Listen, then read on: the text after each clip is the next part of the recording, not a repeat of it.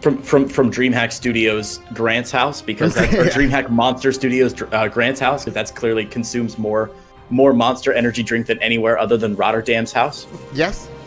Yep, completely. It is good.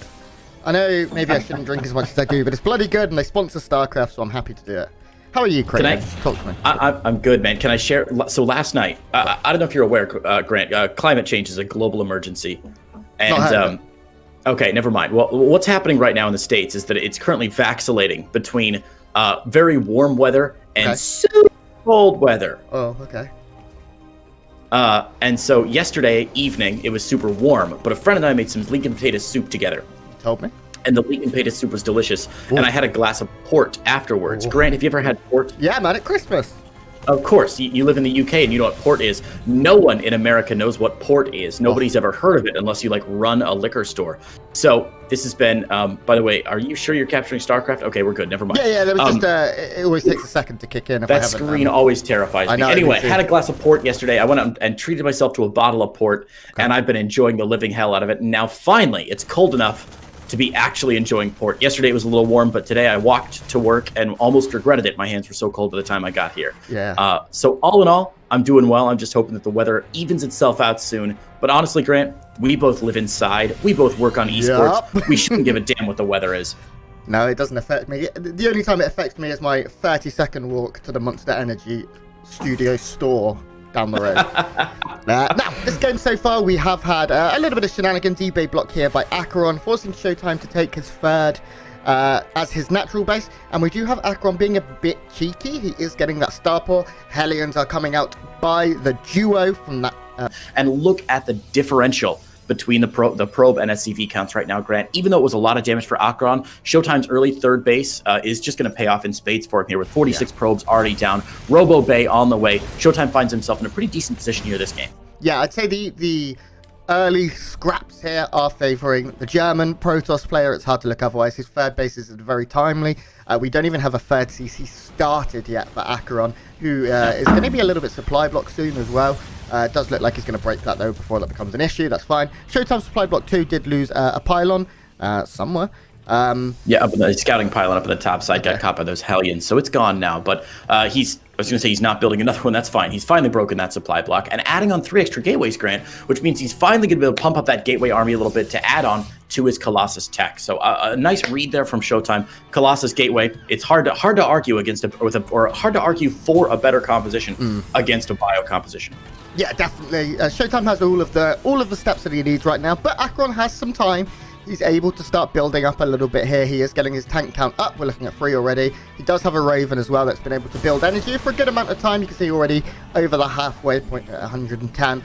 So it will be able to hit those interference matrices when they count. Nice, nice. But right now, AqueroN's still on 2 bases. 7.5 minutes in is super scary. There's still no third CC. Yeah, he may be actually just going for a 2-base push here. If you notice, he's only building a 4th barrack and not a 5th barrack, which indicates he might not be looking for quite a sustainable long-term damage. He may, in fact, just be unsieging his tanks and pushing out here pretty quickly. And I think this might be the right call from AqueroN, right? And yeah, he's pulling the boys. Okay. No question, he's not going to go for anything else. He's going to hit with his +1 stim timing. And Grant, this is his best chance if he's ever going to have a chance this game. Yeah, it's...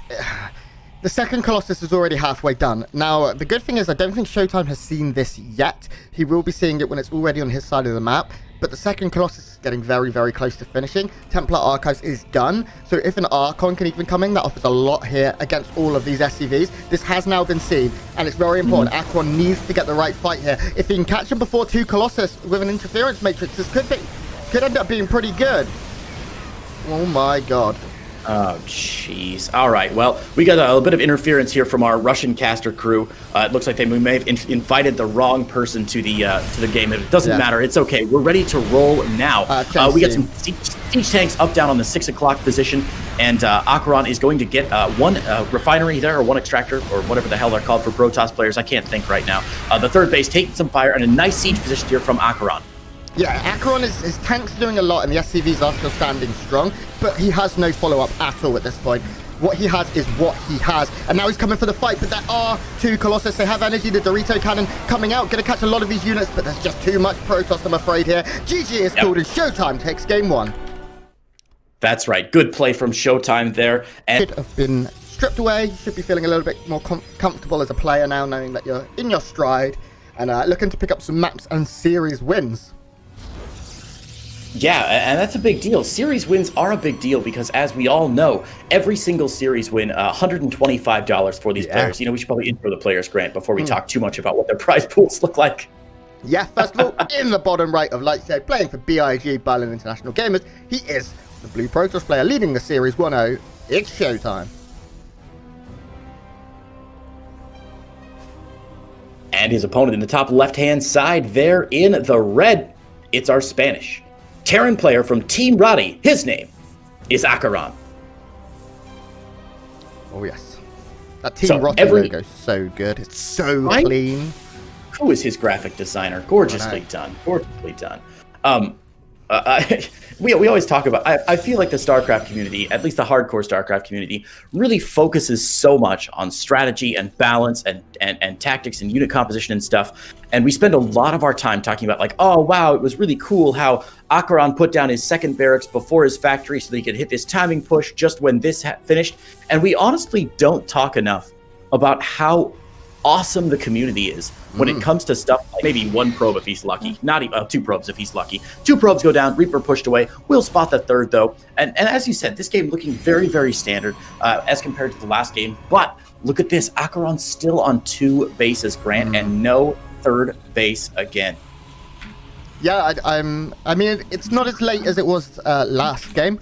Of course, last game he never made that third. I still don't think it's too late for him to throw it down. He's getting his eBay, moving up towards upgrades, getting stim and things like that. I do anticipate he probably will take a third at some point. I don't know if he's just going to pull all the boys again. Although his build is very similar, and he's got it off quite well in terms of he's had no real denial of mining time or anything like that. His upgrades are well timed. He's going for Widow Mines here as well, so we should be seeing... is there any medevacs on the field? Not just yet. Yeah, one on the way now. So I think we'll see a Widow Mine drop come out here. But I really am curious. Is he ever going to take a third, or is this another big SCV pool?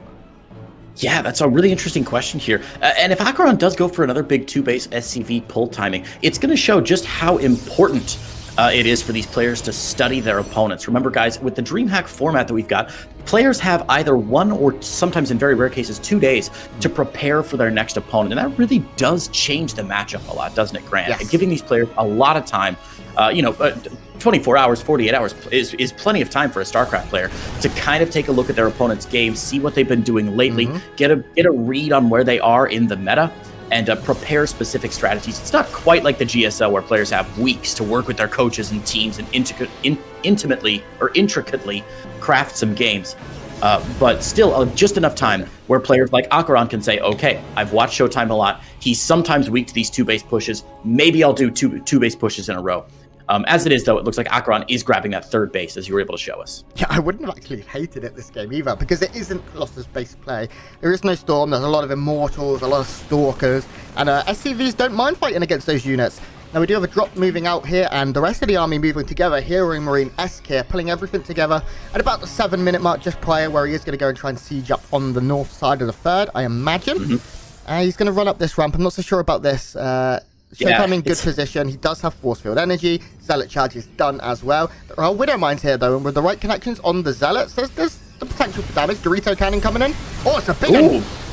Very nice anti-armor missile there from AqueroN. He's going to pick up and drop on the other side of these force fields. It's a little bit funny for AqueroN to try and make this work where he's got a third base behind, hitting at a later time with a less complex army than last time, and still expecting it to do more damage against ShoWTimE. ShoWTimE, of course, is such an amazing player. I would not expect this army to do much. It is going to get repelled. Not a single SCV, or probably not a single probe has gone down, and AqueroN's going to lose a significant chunk of his army. Grant, I just don't know what AqueroN is thinking. Last game, he hit this timing a little bit more strongly. He had +1. He pulled the boys. He didn't waste money on a third base behind this, and he still wasn't able to break ShoWTimE. Coming back in game 2 with a smaller army, with a third CC behind this, without +1, and expecting to break ShoWTimE again, I think that was a bit of a fool error. I don't know. I don't think he was going for the kill there. He was He forced out a lot of units. I mean, if ShoWTimE had underprepared, or if he'd have caught him rotating, there was a possibility of damage. But he saved his medevacs, he saved his important units. The Raven's still alive. Most of the Marauders are alive. He traded out a bunch of Zealots, basically, if we look at resources lost.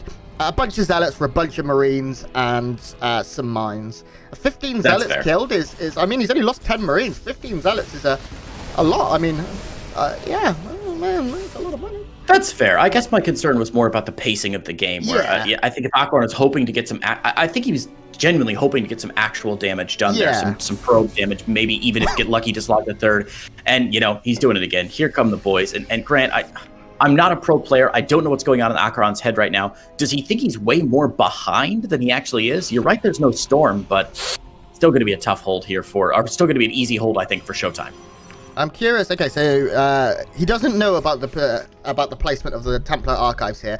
I mean, there has a lot of points. A lot of Terrans have done this over the years, and another big anti-armor missile coming in here. Unfortunately, the force field's just being a real nuisance. But Storm is done in 15 seconds, and SCVs are really, really crap against Storms. You can now see the push coming in. Storm not done. 5 seconds. A big, big, big concave here from AqueroN. Yeah, he's actually doing a nice concave here because.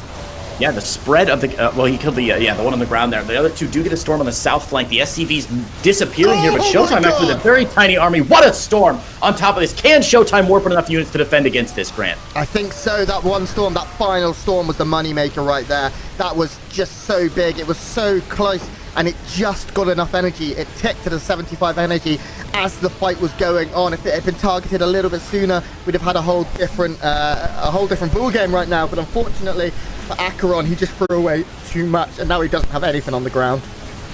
Nothing on the ground at all. Yeah, it looked really good for